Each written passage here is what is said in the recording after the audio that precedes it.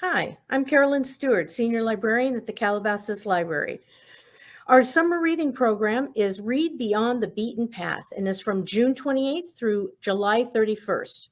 All ages can sign up to track their reading and listening on book points and earn tickets to win online gift cards. The more you read, the more you can win. We will be handing out our summer reading program bags and giving goodies all summer for kids. We have events for all ages too, both online and in person this summer. For elementary school children, we will have a magician, music, and more. Adults will be able to enjoy our book clubs, film fanatics, and an in-person cooking workshop and an online genealogy class. The Calabasas Library is on social media, Facebook, Twitter, and YouTube. Be sure to like and subscribe. We also have our Library Academy on the right side of our website. As always, you can call the library at 818-225-7616 and check out our website at calabasaslibrary.org.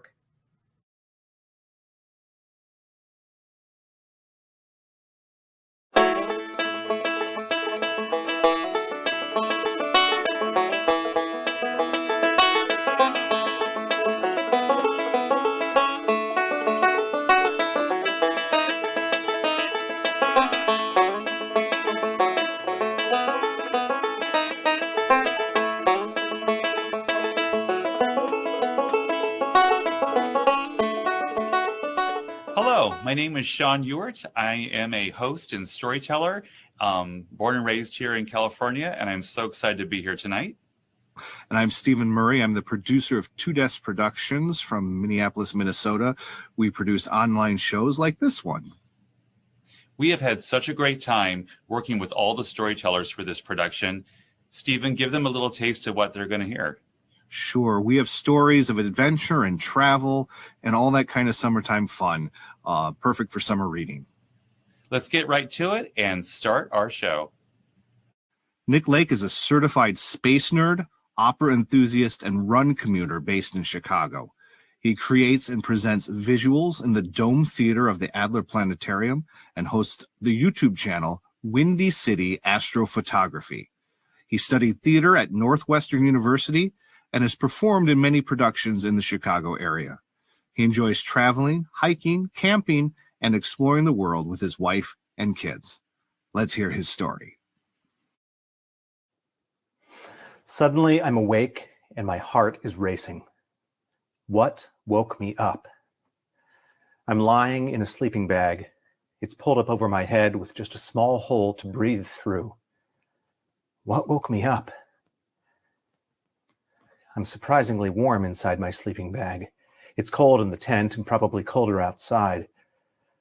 What woke me up? I never sleep all that well camping, but I certainly never wake up this scared with my heart racing. What was it? It was a noise. Something in my dream. Trying to remember it is like trying to grasp onto a cloud. It keeps slipping away. What was it? And then I hear it again. A low growl. I've heard a lot of things camping. It's funny how the mind increases what you're hearing. It exaggerates what you can't see until eventually you've convinced yourself that whatever's out there is surely a bear or a moose ransacking your campsite. And by the time you get the tent flap open and get the flashlight on, it's just a possum, maybe a raccoon passing through, sniffing around. But no possum or raccoon ever growled like this. I listen carefully, lying as still as possible. I don't want to give it anything to be curious about, and I try to get the faintest hint of what it might be. I hear only slight shifts of stones, creaks of twigs as it makes its way around the tent. My wife is sleeping next to me. I don't want to wake her, so I lie there as quietly as possible and think about how I got to this place. It's early March. and we're camping at a backwoods campsite in Mammoth Cave National Park in Kentucky. A few days before, I was at my cousin's wedding, and on the way back to Chicago, we're taking our time, stopping at various campsites along the way. We'd signed up a little bit later than we would have liked for this campsite, which, according to the log, hadn't been occupied since before the winter. And as the sun was setting, we were making our way to the trailhead, and the trip was an adventure in and of itself. It included fording on a ferry, a swollen creek, a longer than expected drive as the sun got lower and lower on the horizon. And then as we reached the trailhead, we expected a 1-mile hike, and it turned out to be much longer and more difficult than that. The trail hadn't been maintained over the winter. Sections of it were washed out, blocked by fallen trees, perhaps. And at one point, we had to take off our packs and throw them across a swollen creek and then run and jump across to get to the other side. Eventually, we made it to the campsite in pitch darkness. Somehow I got a fire started. We had dinner. We finished all our food. We went to bed with our clothes still on, plus coats, hats, gloves. It was quite cold. And that's how I found myself inside this tent at some point in the night, hearing something outside moving around. Suddenly, my wife shifts in her sleep, and in the silence, it sounds like a thunderclap. And the thing outside is startled as well, and I hear it making its way swiftly through the underbrush away from the tent. I lie there for a long time, my ears straining, trying to hear if it's coming back. And eventually, somehow, I drift off to sleep. Well, when morning comes, and it comes quite early when you're camping, we woke up, and I told my wife about what I'd heard in the night. I thought it might have been a dream, although it seemed very, very real. As we started to break down the tent, our plan was to break camp, head back up the trail, get in the car, and go into town for breakfast. I noticed in the soft earth around the tent and the rest of the campsite, prints, huge, cat-like prints the size of my palm. They were all around. We took pictures with objects included for scale, finished packing up, and then hurried up the trail and out of the woods. Well, later that day, we saw a park ranger, and we told them about our encounter. Now, national park rangers have heard it all, so I was a little bit surprised when this particular ranger seemed very excited. She said, "Oh, good. You found our cougar. We haven't seen her all winter. We wondered if she was still okay." So a cougar, or a mountain lion, or a puma, goes by many names. But finding out what it was, being able to put a name to it, helped solve the mystery. And it made me glad, in a way. This one time, my brain hadn't overly exaggerated what I might have been hearing. I had had an encounter with wildlife, this elusive creature, closer than I probably wanted to get. And it made me remember that you never quite know what you're going to encounter out there in the deep, dark woods.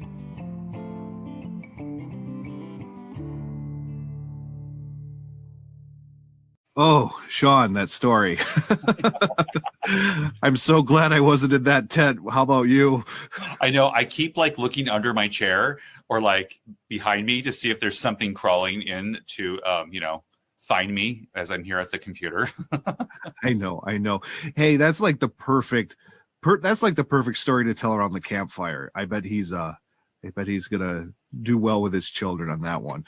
Oh my God, absolutely. This is also a great opportunity to thank the Friends of the Calabasas Library for their support in helping us create this space to tell these stories. Yes, we're really glad to be here for this. Thank you. So, Stephen, tell me about a time at the library that meant something to you in your life. Well, growing up, I lived in a very small town, and we had to drive 30 miles to get to the regional library.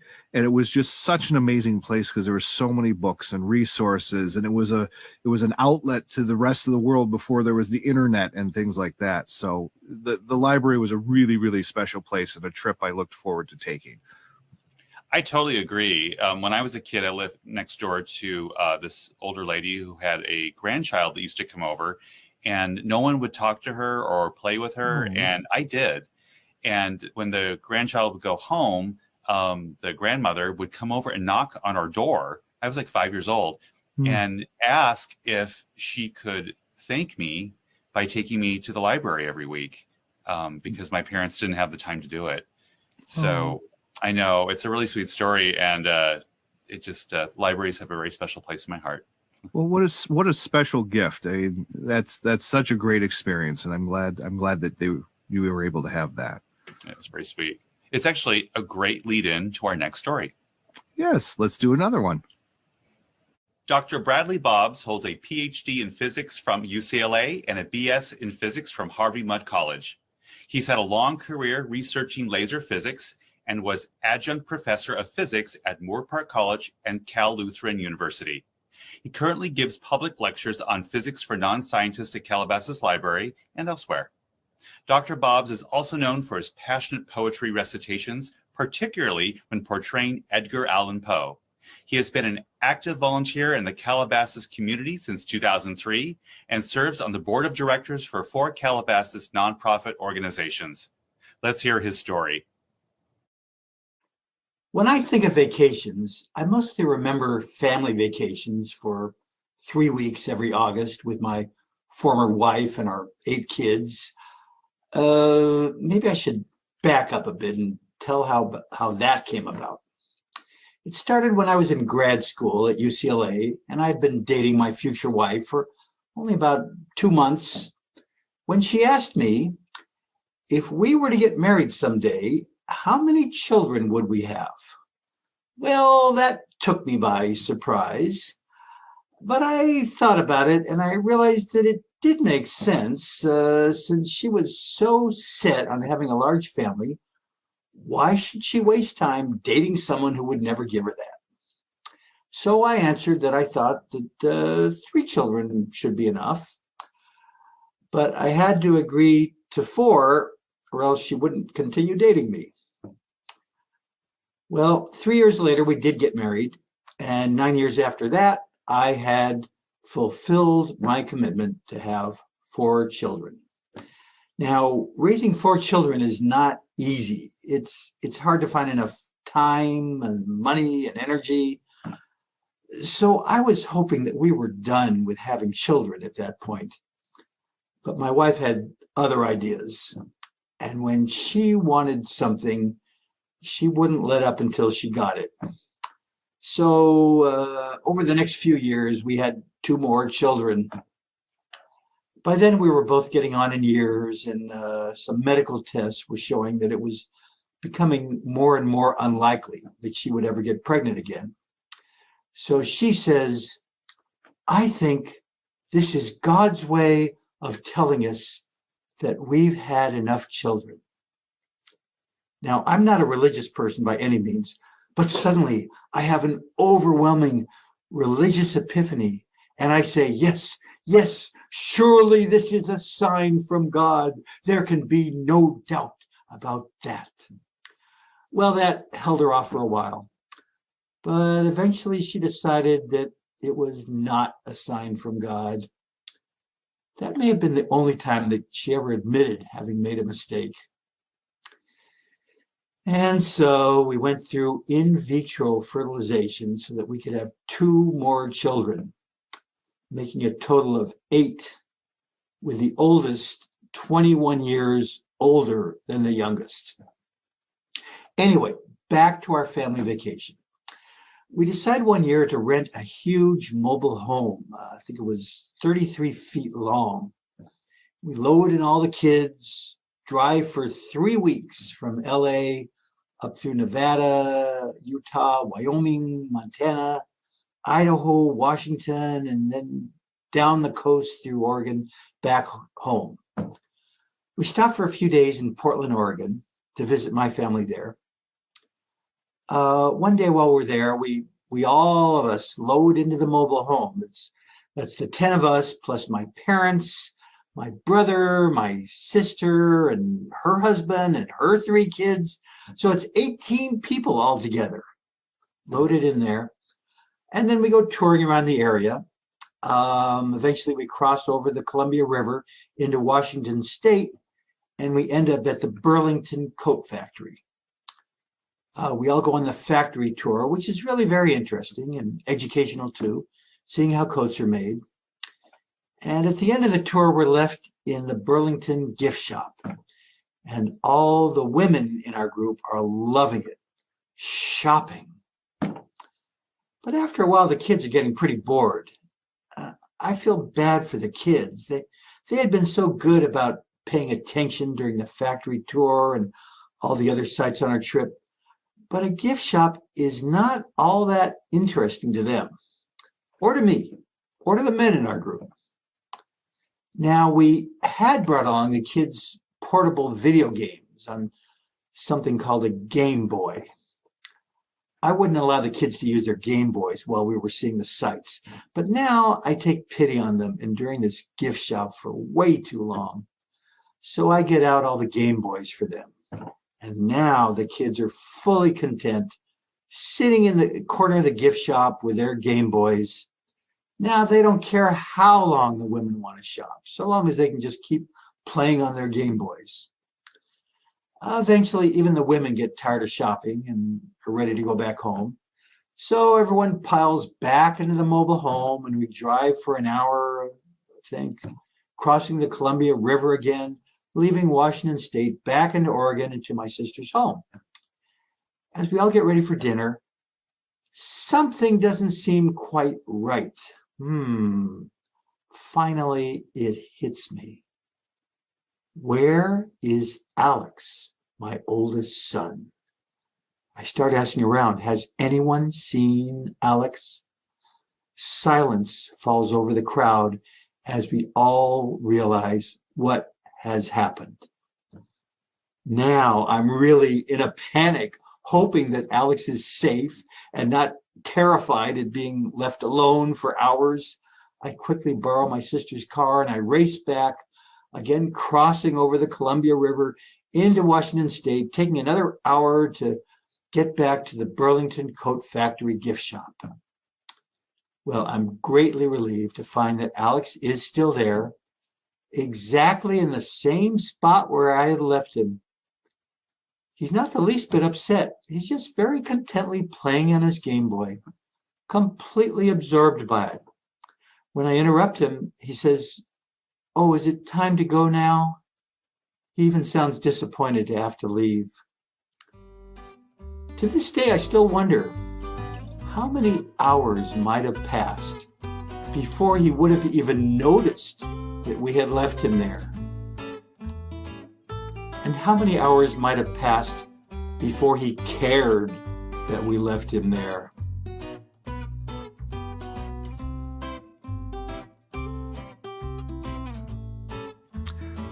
Oh, Sean, I love that story. It makes me think of my grandparents.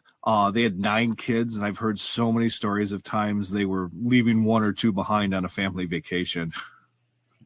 I'm glad that my grandmother only had me, because when we went to Europe, she just kept track of me, which was great. She never lost me. I'm glad she didn't. I know. You know, that's a great lead into our next story. Yes, here's another story about traveling in Europe.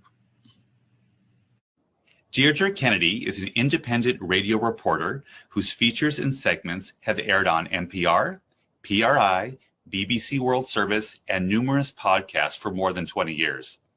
She previously created and performed the stage pieces Don't Eat the Red Locust and You Must Be Irish with the Solo Performance Workshop in San Francisco. Deirdre was born and raised in London, England, before emigrating to California. Let's hear her story. I'm wearing tight black jeans and a Cafe Figaro t-shirt, smoking a Gauloise through red lipstick, trying hard to look cool. I might even pull it off if it weren't for the huge backpack hanging off my shoulders. I'm 20 years old, I weigh just over 100 pounds, and my pack weighs about half that. I wouldn't get caught dead looking like this back in LA, greasy hair and dirty fingernails. I haven't showered in days, and I smell like cigarettes and train stations. This is the only way I can see Europe on a budget. I've been traveling around Europe for months now on my own, which is really just a figure of speech. I'm never really alone. I'm part of the swarm of young backpackers who left their cushy middle-class homes to live like vagabonds in other people's countries for 10 weeks. That's how long a Euro pass is good for. It's the all-you-can-eat of train tickets. Well, who wouldn't take advantage of that, especially when you're young and fit with no obligations? In 4 short weeks, I've been to London, Paris, Amsterdam, up to some fjord in Norway, back down through Sweden, Stockholm, all the way to the east of Finland to the Russian border. And, as a single woman, I am very security conscious. I've got my routine down when I arrive in a new location. Find a youth hostel, check. Find someone to travel with, check. Don't get killed by a stranger. So far, check, pretty good. I just got off a 40-hour train ride from Copenhagen to Florence, or Firenze, as they say in Italy. I figure I'm safe in Italy because, well, God and the Pope live here. It's kind of like having money in the bank. But the day I arrive, the Pope dies. As a lapsed Catholic, this doesn't register as a major event. Rome was not even on my itinerary. But then this cute guy I met named Colin is going there, so Colin says to me, "Your rucksack weighs a ton. What's in here? Marble statue?" "No. European Vogue magazines." "What? I need them. I'm studying fashion design." "Okay, so each magazine is about the size of a phone book?" "But Vogue is my Bible. The gospel, according to Versace, Armani, Fiorucci." I hop a train to Rome while Colin, my new traveling companion, hitchhikes. We plan to meet at the youth hostel near the Olympic Stadium around 4 p.m.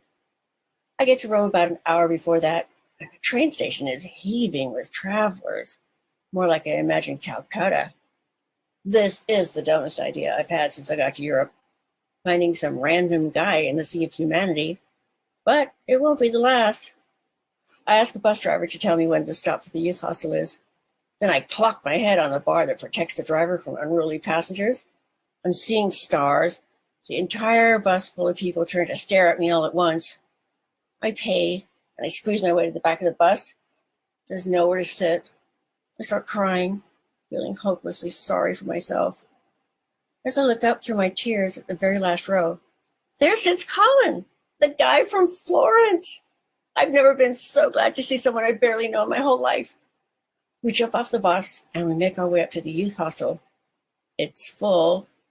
This hardly ever happens, but it is a huge city, so I guess there are more backpackers here in Rome than in other towns I've visited. We make friends with a German guy called Henrik, who is also looking for a place to sleep. The 3 of us go back to the center of town to try our luck at finding a pensione, a cheap bed and breakfast type place.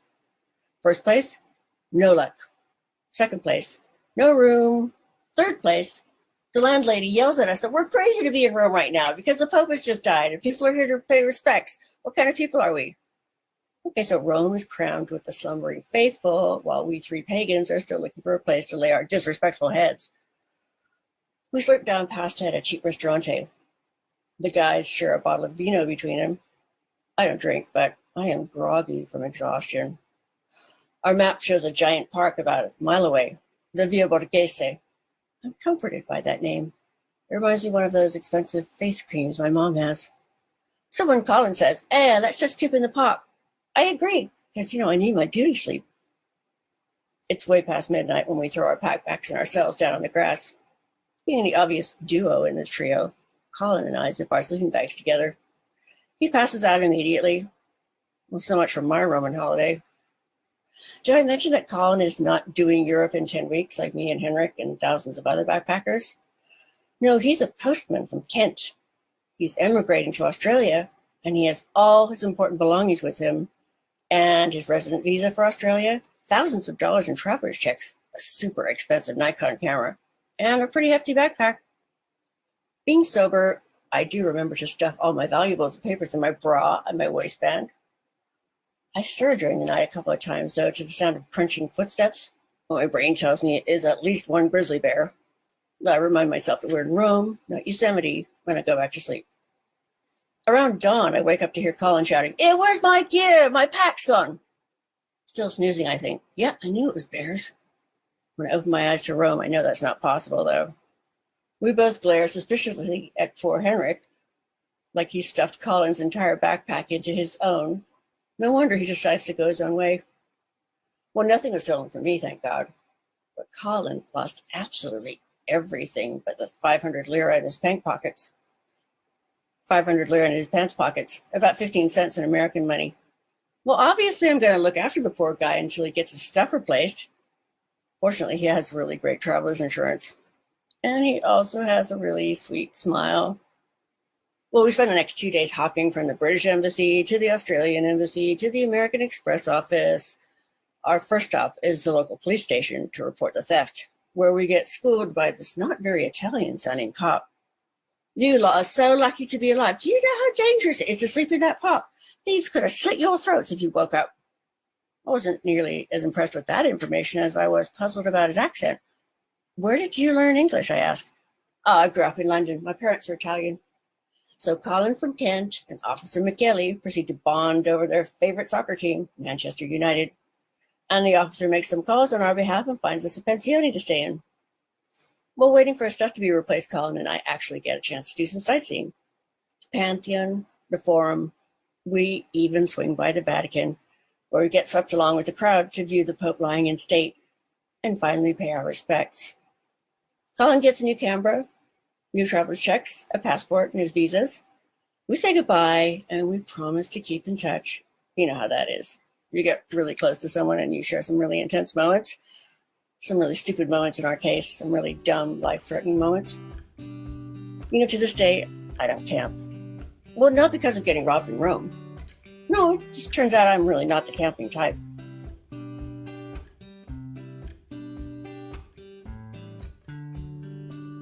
Oh my gosh, what a story. Oh my gosh, when she's on the bench at night, I can't believe it. I know, and the cast of characters she's got in this thing. When I was working with her on her story and she was telling it to me for the first time, it just kept unraveling. I'm like, where is this thing going? It's such an adventure. Yeah, it really is an adventure. Our next storyteller, who I also worked with, had kind of a different feel. I learned so much about her culture and her life. I'm really excited to hear it. What about you? I love this story. Let's play it. Okay. Swati Chowdhury is a science graduate from Mumbai University. She has worked in the telecommunications sector for many years as an engineer in India. Currently, she lives in Oak Park with her daughter and husband. Swati recently started working in the instructional section in one of the local school districts. She loves reading and she likes to visit libraries. Swati is so grateful for all the libraries here. Let's hear her story. I grew up in Virar, near Mumbai. My family lives in an ancestral house. The house has a long common veranda. The children play there on a wooden swing and a long bench. I am a 12-year-old girl whose school's winter break starts in November. It's almost time for house cleaning and something about which I am excited. My mom and sister are busy making snacks and I am just a little help to them. I hear Aunt calling me, "Hey girl, come on, let us put Rangoli as Diwali is just a week ahead." Rangolis are designs done with powders. Diwali is known as Festival of Lights, the lights illuminated in a linear fashion, symbolizing moving from darkness to light. She has collected coarse ash from an earthen stove, which we use to heat water for bathing.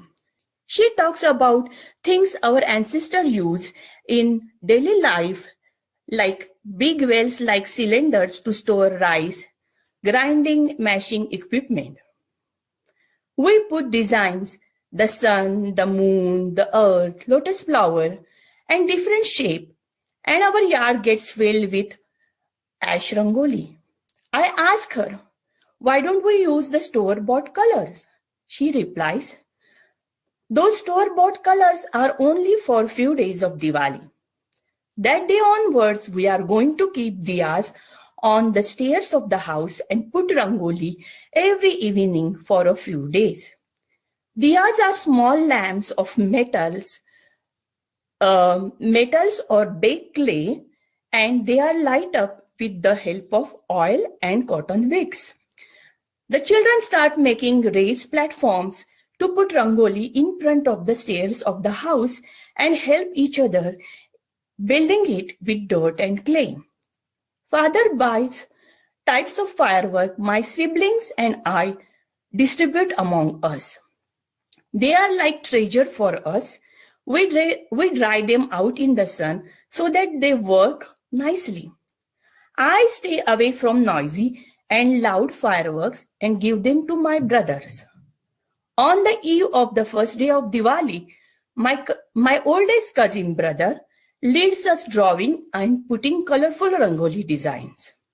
We are going to spend most of the afternoons doing that for 4 days of Diwali. Our house is just in front of a main street. Many passerby stop to see the beautiful big rangoli designs. We hear fireworks from far and near. Mom wakes us up 4 a.m. On the morning of the first day of Diwali. It's cold and we are supposed to take Abhyanga Snan, which is a bath with uptan. Uptan is a fragrant paste of dried herbs. After applying oil on the body, coconut milk on the hair.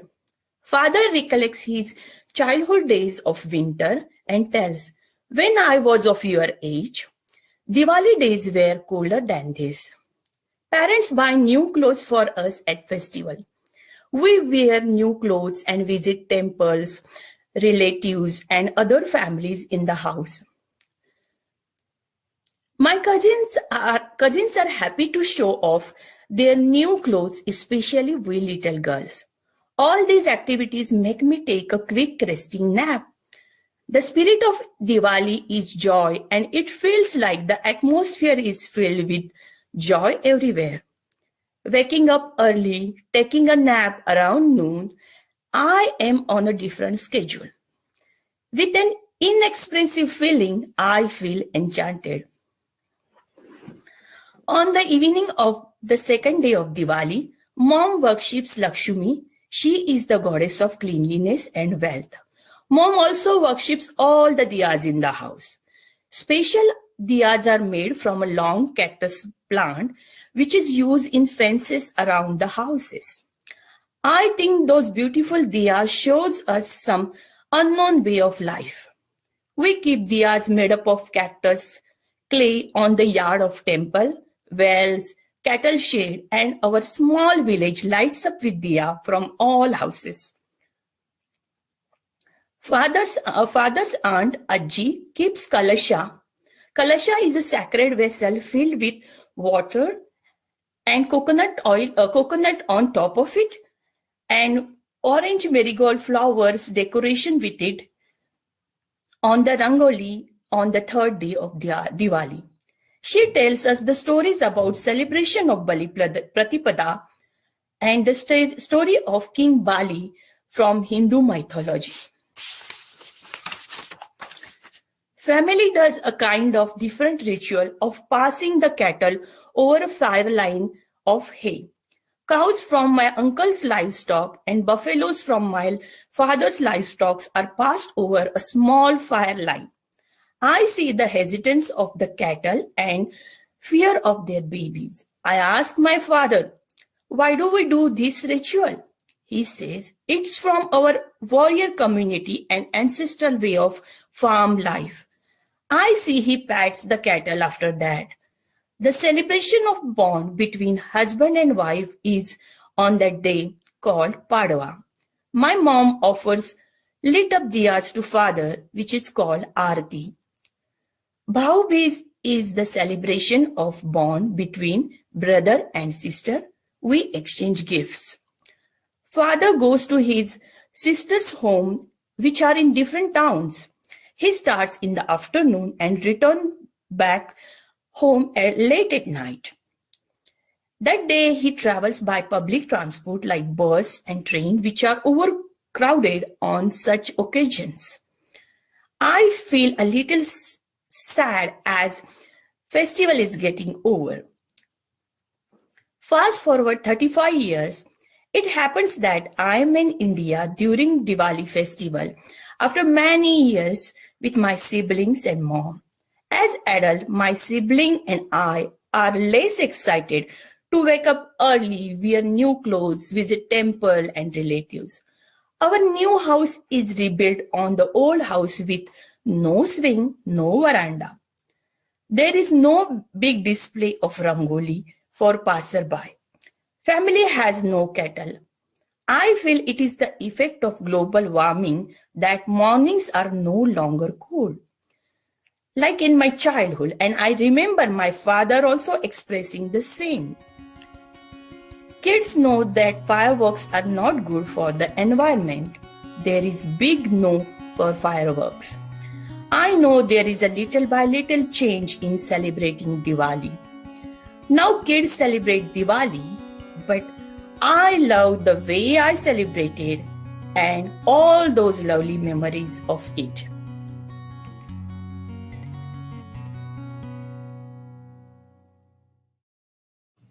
I love her story. Oh, I do too. I do too. It's so touching, and the details are so interesting. It was so much fun to work with her. And she's just so lovely, and there's so much there that's very different from my daily life. It was wonderful hearing about all that.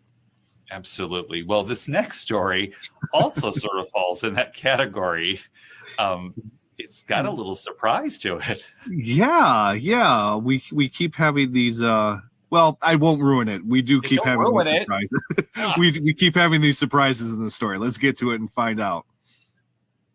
Wendy Banks is a native Brit and made Los Angeles her home over 40 years ago. In England, she worked in theater and film and is a trained teacher. For many years, she was the professional astrologer for 12 Signs Incorporated. She also trained as a yoga instructor, led yoga retreats, and taught in the kinesiology department of CSUN for over 12 years. She is now developing a new career as an actor, voiceover artist, and storyteller. Her favorite role was Queen Gertrude in Hamlet, and her favorite hobby is swing dancing when she can tear herself away from her little grandsons. Let's hear her story.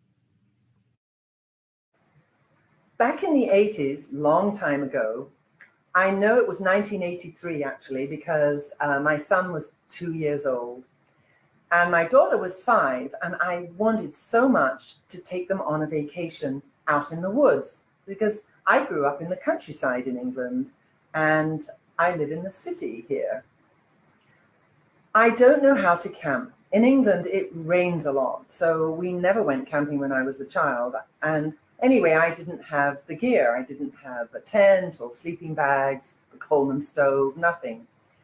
But I was talking to a friend and he said, go to Sequoia National Park.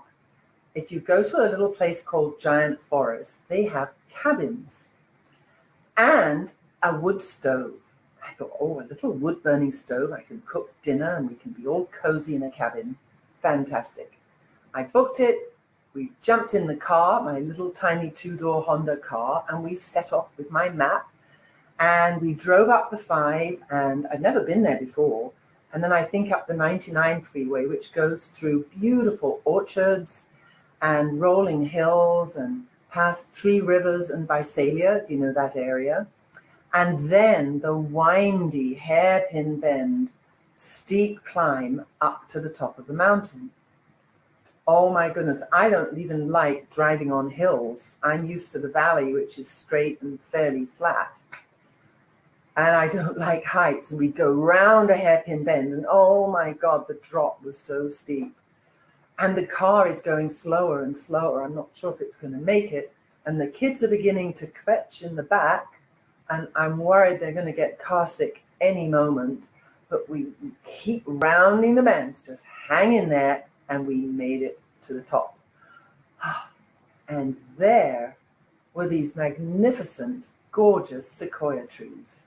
Huge. I'd never seen anything like it. And I'd heard about the California redwoods. So here we can finally actually see sequoia trees. And the village was so pretty, lots of little log cabin type buildings. And we made it to our cabin.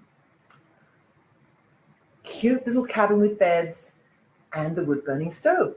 So I said, come on kids, we're going to gather up some kindling. And we couldn't find any. I tried so hard to light a log of wood. I didn't have newspaper, no good kindling. So match after match and a lot of smoke and nothing else. So we had to give up on that. And peanut butter jelly sandwiches for dinner that night. Now, my friend had told me there's lots of wildlife up here, especially bears. And I had mentioned that to the children. And of course, they keep saying, Mom, are we going to see a bear? Well, we walked to the bathroom and there are all these signs everywhere and bear-proof trash cans, don't leave your food out. If you see a bear, stand your ground, stand still and act that you're really big and then maybe slowly back off, but do not run because predators like to chase things. So I'm really, fingers crossed, hoping that we won't see a bear. Well, we had a really good night, woke up in the morning, went to the general store, the gift shop with all these bear ornaments and T-shirts with bears and sequoia trees on them. And I think the kids enjoyed the gift shop as much as all the little chipmunks and squirrels that we've been seeing and the pine cones they've been collecting out near our cabin. We drove a little ways further into the woods to Lodgepole, where they had a wonderful visitor center with fabulous exhibits, just for children. And we went to the river and splashed around and hunted for pebbles and stones and whatever we could see in the water. It was just wonderful. We also went on a park ranger hike where they were sort of showing you the moss and the lichens and insects and whatever, and talking about bears. But it was time for my little 2-year-old to take a nap, so we went back to the cabin. After his nap, we were good to go for a little more adventure. We went to Bear Meadow.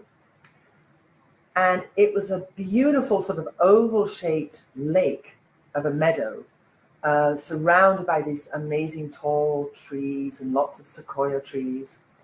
And you could walk along trees that had fallen into the middle of this meadow and sit in the middle and just be surrounded by all these wildflowers and butterflies and dragonflies and just breathe in the fresh, clear air and feel one with nature. It was fantastic.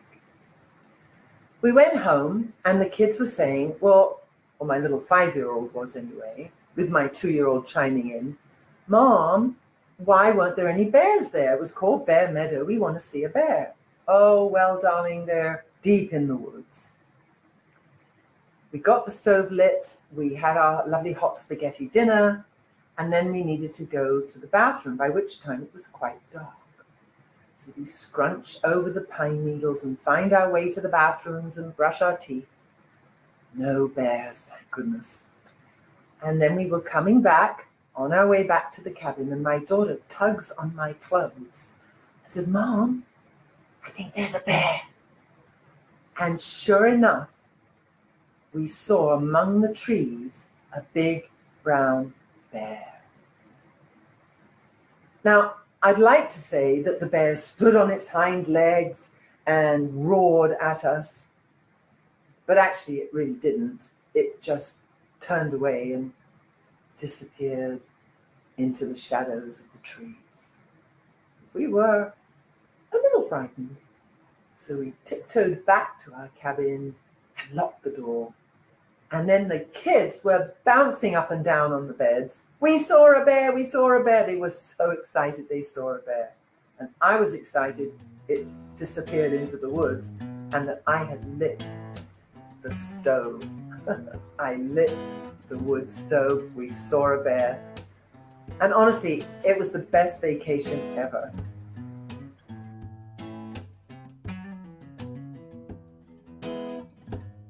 Sean, first a cougar, now bear. What's next? I don't know. It's a surprise. We've reached the final story of our show, and I'm so excited to hear it. Aren't you? Oh, I love this story. It's a wonderful childhood memory, and you can really get lost in it. It's a good story. I love how you said that. So let's get lost in it. Tori Brogan is a storyteller based in the Twin Cities of Minnesota. She's told her stories at Tuda Theater Chicago Storytellers Showcase and most recently at the 2021 Minnesota Fringe Festival. Tori, her husband, and their 2 children enjoy spending time outside no matter what the weather, and she is particularly fond of night sledding. Let's hear her story. I'm 10 years old, and the only responsibility I have is to be where my parents expect me to be, and that is outside. Now, outside could be riding all over town on my pink Huffy bike, or it can be wading around the frog pond with my friend Sarah trying to catch tadpoles. Or outside can mean playing in the woods. My town is small, but my world is huge, thanks to my vivid imagination and my best friend, Sarah Tabor. She is the Simon to my Garfunkel, the Frick to my Frack, my partner in crime. Together, we get into all kinds of mischief. Not because we want to, but between my curious nature and her resting state of constant motion, well, sometimes mistakes are made. Sarah lives down the street from me, and we do everything together. We are in the same class at school. We terrorize the Sunday school teachers together. We trick-or-treat at Halloween, and we love to lip-sync songs in her bathroom mirror, like Karma Chameleon or 99 Red Balloons or whatever's on the radio. Sarah and I are quite the opposites, too. I'm bookish and already perfecting my good girl persona. She can't stay out of trouble to save her life. Her home life is very ordered and structured, and her parents call each other Poopsie and Pooh Bear. It is not like this at my house. My house sits in a corner of a lot of land. The backyard is immense, and it's filled mostly with tall yellow grass, the kind that scratches at your legs and crunches under your feet. I walk through that field every day, heading straight for that flagpole that never flies a flag, because just beyond that rusty old pole is the tree line where the woods and the path begins. It is a completely different world as soon as you step into those woods, and I love it in there. It's dense with trees, and the canopy is so thick the light is dim. You have to wait a moment to let your eyes adjust. And the air is like 10 degrees cooler, which is such a relief because my house isn't air conditioned and summers get hot and humid. The path I like to walk is well worn, and it has key landmarks that help me avoid the skunk cabbage and the poison ivy. First, you have the fern kingdom. It is a sea of lush green ferns that stand nearly hip high on both sides of the path. I like to walk and run my fingers along the top of the fronds.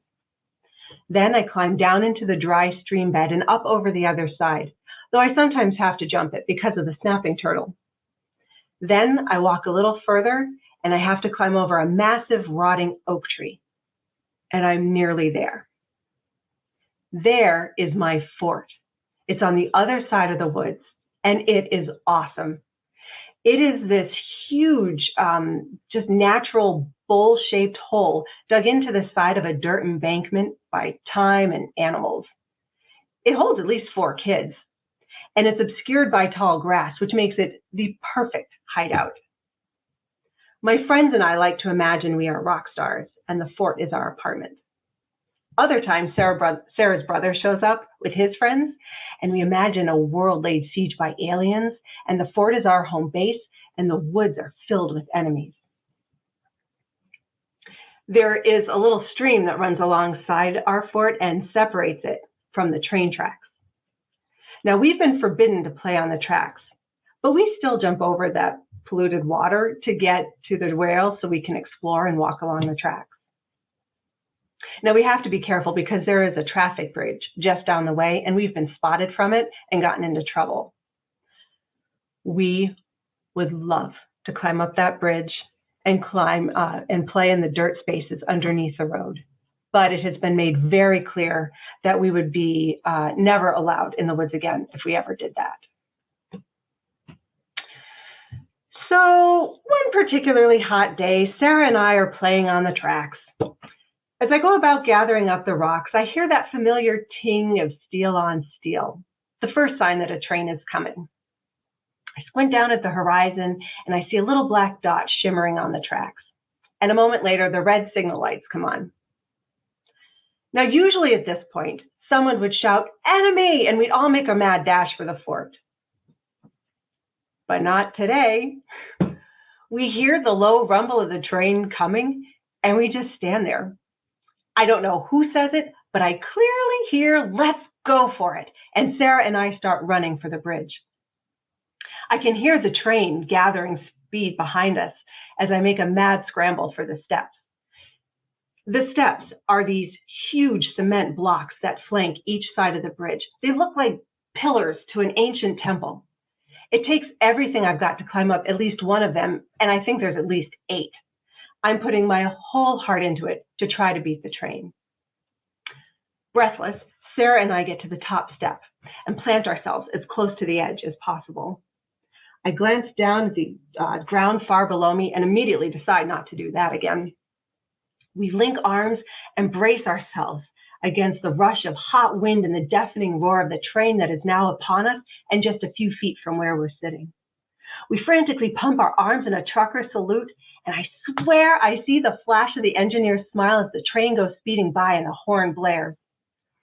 The rush of the train, the force of it just pushes me back into Sarah. Our hair is whipping around our faces, and we are screaming in terror and delight as the train goes by.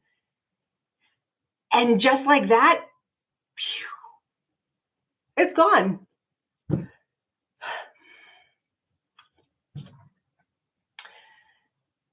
In silence, we climb up the dirt path that leads to the sidewalk and walk home over the bridge as the cars go past us. My heart is still racing.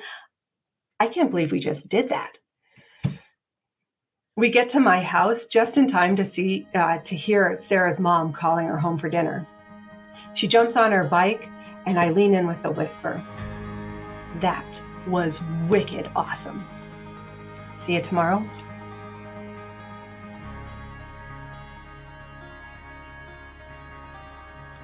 Well, that's it. That's our show. That's our salute to summer reading. It has been such a pleasure to be here. Special thanks to friends of the Calabasas Library. Special thanks to all our storytellers, Nick Lake, Bradley Bobbs, Deirdre Kennedy, Swati Chowhardry, Wendy Banks, and Tori Brogan. Absolutely. Steve and I both love storytelling, and it's been such a pleasure working with everyone, and we hope you enjoyed the show as much as we did. Have a good night. Good night.